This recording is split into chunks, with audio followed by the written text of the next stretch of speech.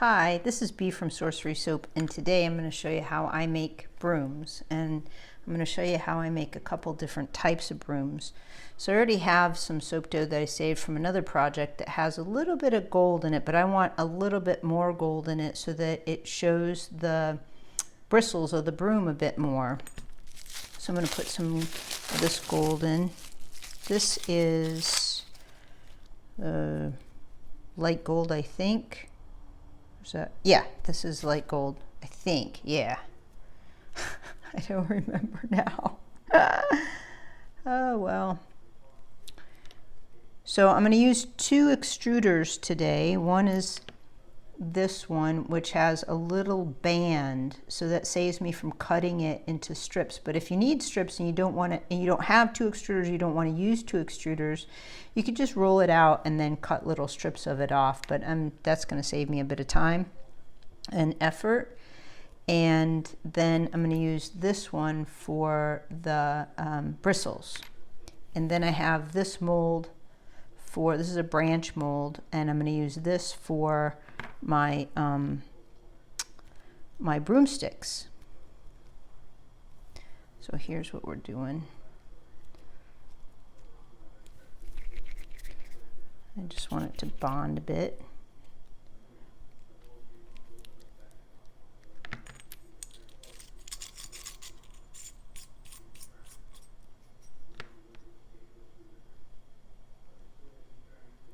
So for those of you that have been watching, and you know, I go through periods where I want to talk, and then other times where I think if I say anything, I'm going to get myself kicked off the channel. So I just don't, and I save myself a big headache. I don't know if you remember this, but right after the 26th of last month, we found an egg. Well, here's how it all started. The beginning of last month, I think it was, there was an injured bird. I heard this noise at our back door, which is a patio door, and there was a bird caught in the door. And so I'll try and do this at the same time and talk. Anyway, I went over to save the bird, and he was stunned. And then he went behind a screen we have back there, and he stayed there. This is what I'm going to use for the banding, which I'll show you how that works too for my strips. I think I can tell a story and teach you how to do this at the same time. I don't have much of this. This is the Mayan gold, which I just love, and I have to encourage my better half to make some more. He's the soap dough master now, although I taught him how to do it. He's the one that does it all. Anyway, so we saved the bird, and it was stunned, and we gave it a box to stay in. I thought it wasn't bleeding or anything, so I didn't want to bring it in the house. And so we gave it water and seed, and he kind of got a little tamer to us, which I don't always want that to happen, of course, because we want him to be able to live his life, his best bird life. This is the brown I'm going to use for the handle, and this is a dark brown, and this is on the website right now. Anyway, we just cared for him for a few days, and we were worried about him. We kept checking on him, and didn't want to get too close because he kind of freaked out and whatever. But he didn't go away, and we thought that was odd because we couldn't see anything physically wrong with him, but he didn't look like he could actually fly. So a couple weeks of this went by. He stayed with us, and we continued to feed him and water him and keep the other birds away. And Jeff would go out and sit, you know, with him to keep the other birds away so he could eat, which I thought was really kind. And then he flew off, and he got his own bird friends. This is cornstarch. So, and if, you know, oftentimes I teach, and I don't always go back and re-hit the basics. So if you have a question about something I'm using, read in the description. There's lots of details in the description of the video, and just go ahead and ask me, and I'll do my best to answer your questions. Anyway, so bird kind of found his own group, and we didn't try to, you know, we were curious, and we were hoping that you know, he was happy and all that kind of stuff. And but every once in a while we'd see him, and he kind of hung out a bit. And then we stopped really seeing him after a few weeks, which was a good sign. Sort of bad for us, but a good sign. And then we went walking on, there's an abandoned golf course by us that we go walking on periodically, and we went walking over there, and we got right onto the golf course, and I saw this egg, like in the middle of the desert by itself, no evidence of tracks or anything, just this like, just little tiny egg just sitting there. I mean, it's about that big. And so I picked it up, and it was cold, but I could feel that it was fresh. And so I kept it in my hand, kept it warm. It was a little chilly that day, shockingly, but it was chilly. And I kept it in my hand for an hour of our walk. And then I got home, and we put it on a heating pad just in case. And I did a little bit of research. And I'd raised birds as a kid. We had an incubator, and we had lots of chickens and geese and ducks and pheasant and blah, blah. I mean, the list was endless. We had like 200 birds at any given point, all outside, of course. They weren't pets. And we got eggs from them, and we'd, slaughter them in the fall and eat them, and they'd sustain us through the winter. And anyway, so I was, I'm rather familiar with birds. And okay, so here we go. This is my branch. So I'm going to use this, and before I go on with my bird story, see, I want to kind of clean that up. So this brings me to another topic. I am thinking, this is a good mold, but it's not exactly what I want. So I'm looking into trying to get some of these made. Not just these, but a host of other ones, but we'll see how that goes. Anyway, so I'll leave this right here so you can see. Anyway, so I found this egg, and I took it home. We put it on we figured out how we could make a little incubator here. It needs some humidity, it needs to be turned, and it needs to be between like 99 to 100 and some degrees, no hotter than that, like 101.5 or something. Not even that hot, really, just like 100 to, I think it's 98 to 100 degrees. So we put it on a heating pad, and so that was on 10/26, and here it is. We're still incubating this egg. We cannot give up on it. Because the other day I saw it looked like something actually maybe moved in there, and we've been candling it. And anyway, so hope is still going on over here, so we'll see how that goes. Anyway, I was just giving you the update on the bird for those of you who are following about the bird. And I just think it's the most bizarre thing. First of all, seeing an egg in the middle of the desert is crazy in and of itself, but I see shells all the time, but I've never ever seen an egg just laying there by itself. How could it get there? Did somebody try to steal it and drop it? If another bird tried to steal it and drop it, it would have cracked, you would have thought, right? And then the fact that it was there, it was like a gift. This is the weirdest thing in the whole world, I thought. We were just thinking how much we missed pigeon. And so, well, we were calling him bird, but the pigeon bird, I think it's a pigeon egg. I don't even know what kind of egg, but so there's this pair of hawks that live on the golf course. And yesterday when we were walking, I said to Jeff, I was like, wouldn't that be crazy if we had a hawk egg? It'd just be our luck that we raise a little hawk chick. Anyway, here we go. I'm going to make the bristles now. So all I'm doing is extruding from this, the brown and gold that I put in there. So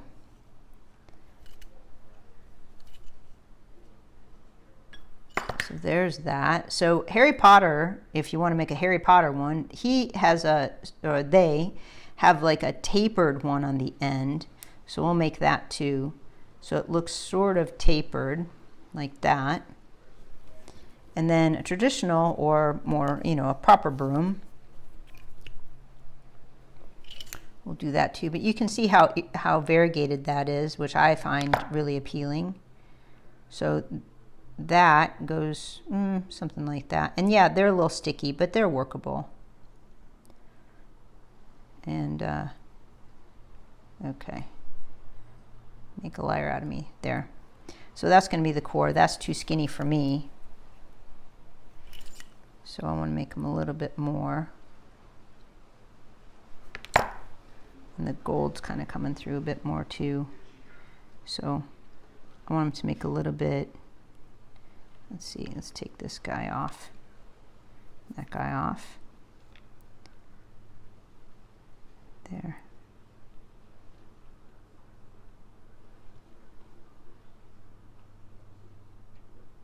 Like that. Kind of like that, okay. And that just sticks them together a bit. So that's more of a proper broom. And I think maybe, did that go there? Nah, let's leave that off. But let's put that one right there. Okay. And then this, just, you can save it and use it for another project, but, and put a little water on here while I'm getting all the rest of it sorted. Oops. That's why it has to be mashed a bit. Okay. And that is going to go like that. So Harry Potter broom's got a little bit of kink in it, so we're going to kink that one. And then let's see, how long do I want? About as big as my soap, right? So do that. And there could probably be more bristles on there, but I'm not going to do that right this second. And how is it every single time I go looking for a tool, it's the one that is not around? Somebody put up a meme the other day that I saw in a crafting group that said that we're always looking for, crafters are always looking for that tool we just set down 2 seconds ago. I was like, that's so true. So I could use this as a broom handle if I wanted to, but I don't really like the way it looks, so I'm going to just make it again. Mash that up. So yeah, that's the story. That's the story of our little bird saga. And you know, I find it really interesting. Well, I guess one of the things I find interesting, there's lots of things interesting in this world, if you know, if I care to look. But anyway, I find it really interesting that the minute I start thinking about something, like things happen to show me that thing. And that's why I kind of thought, oh, this is just like, there's some message in this, or there's something very fascinating to me about the chances of me finding an egg that could be a pigeon egg or a bird egg. It is a bird egg for sure, because, you know, coyotes don't lay eggs. So anyway, yeah, I just thought, oh my gosh, here's this bird has been on our mind all this time, and we've been talking about it, and oh, wouldn't it be nice to have a little pigeon pet? And we're just kind of dreaming about it. Not like we'd take that any kind of serious at all. We were just teasing each other. And then, but just that, just like, you know, good-naturedly teasing about having a bird, not really even thinking about having a bird at all. And birds are a lot of work, especially exotic birds, a lot of work, and I wouldn't want that. And but if there's a responsibility that crosses my path, you know, I'll take that on. And so that seemed like my responsibility, because I found the egg. So, because it's kind of off our path, and I looked up and I go, what is that? And you know, I go check stuff out, and I was like, oh wow, that's an egg. So anyway, there's my broom handle for a proper broom, which I don't think that's going to fit on my soap, so I know it won't, as a matter of fact, so I'll cut it off like right there. Anyway, and the last time I said this about the birds, lots of people posted stories about birds, which I thought was super awesome, and I love reading that stuff, because it's really interesting, and it's cheery, and it's not all this doom and gloom stuff that's going on in the world. It's actually people being decent human beings, and that makes me happy. Okay, so, not that it's all about me being happy by any stretch, just so you know. I'm not a child, I know better than that, but anyway, you guys wanted to hear me talk, so this is me like just mulling things over with you. Okay, so here we go. Harry Potter broom, right? I even have a book on the game of Quidditch. Can you believe that? That's crazy. I read all about that stuff. I'm so inspired by Harry Potter. And the one person who's really kept me inspired to like keep leaning back into Harry Potter, because I go into phases, you know, I just read all the 9 novels on the Temeray series of The Temeray Dragon by Naomi Novak, which I highly recommend. Highly. Read 9 books of hers. No, I actually read more than that because she has like 10 or 12, and I read all of them. And just, some authors are just so fascinating to me in that they tell such good stories. So she's a good storyteller. Oops, sorry about that. And, but the one person who's kept me like really inspired to continue to revisit Harry Potter and like look at it from a bunch of different angles and how I can bring it into my life instead of necessarily, just copying that, but sort of adopting the world and thinking, well, what would it be like if I were in that world? And that's Sharon from Willow Bella Soaps. Oh gosh. And I just got her gift. You could see it in my other YouTube videos. I got a box of her soaps and bath bombs and so much other. Amazing and so fun. I was just super delighted by it. Anyway, so now I'm going to make the band. I like to put a band right here. Now, this could be done just exactly as it is. You don't need to do anything else if you don't want to, but I like a little band on it. And I'm going to show you some other embellishments before this goes on too long, because it is actually turned into a pretty long video. I was like, oh, let's just do a quick video this morning. I guess I got a lot of bird stuff. Okay, so here's the band, and this is what it comes out like. That's why I find this really valuable to have. So, and then we just clean this up right here, and it actually takes really nice care of that little, takes care of that little mark right there. So it kind of covers it up. And then also the nice thing about having this little band is, on here is that you can paint it in with gold soap mica that makes it really jump out. And obviously it's a nice contrast as it is, but it could really jump out. And so while I was creating this video, it kicked out for some odd reason. And so I made these little hearts on here for Gryffindor and from the same colors. And so I wanted to point that out. So the hearts aren't so big of a deal. I used these, right? And I put them in plastic and then pushed in them. What I really wanted to point out is this is Love and Sunshine yellow mica, which I'm surprised I haven't made before this, and that's on the website right now, and it's really nice yellow. It's sort of a gold, maybe not a goldy yellow. Yeah, I don't know. It's nice bright yellow, we'll put it that way. I really like it. So that happened, and that went up this weekend. And then this little bit here I just made with red, Trial by Fire red soap dough, which we have on the website, and I added a little black to it to make this maroon or burgundy color. I think it's more maroon, I guess, right? And that's these are the Gryffindor house colors. And so you can see my whole is being posted started being posted or is going to be posted, scheduled for this week, my Harry Potter series of how to make those little Harry Potter guys that I showed around. I'll put a picture in the video. And then I think we've concluded all the Wizard of Oz series, so all those videos are up too. So if you join over there, you could see more detailed and more specific tutorials. YouTube is mostly about generalized things like the brooms and things like that. I answer a lot of questions over at Patreon as well, and take a look at the Patreon account if you're interested in seeing more detailed videos. And I hope that you like the bird story. So thanks for watching.